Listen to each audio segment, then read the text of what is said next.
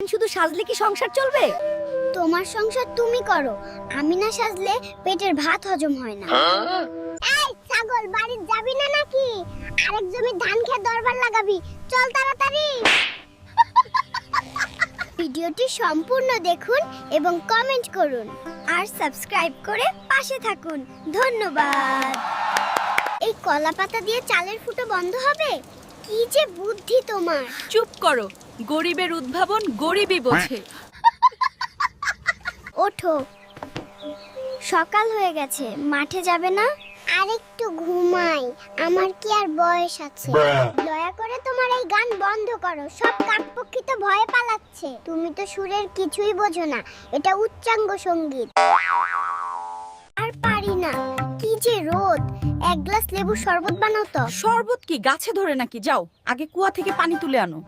কতবার কইছি আমার গামছাটা আলাদা ধুইবা, এটা দিয়া রান্নাঘরের পাতিল মুছবা না। এইটা আমার অফিসের টাই।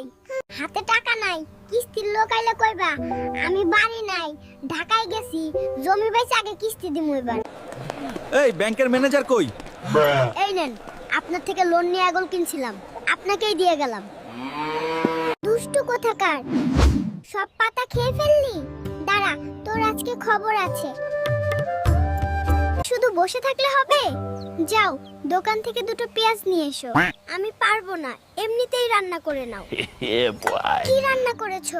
কোনো স্বাদ নেই। তখন পেঁয়াজ আনতে বললাম, তুমি আনোনি।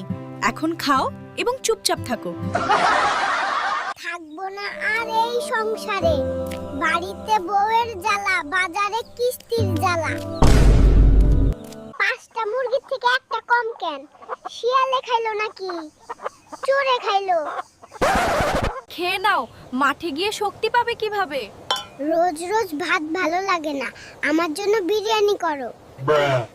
এইটার নাম যদি পাস্তা হয়, তাইলে তো আমি প্রতিদিন যেই ফ্যান ভাত খাই সেইটার নাম বিরিয়ানি।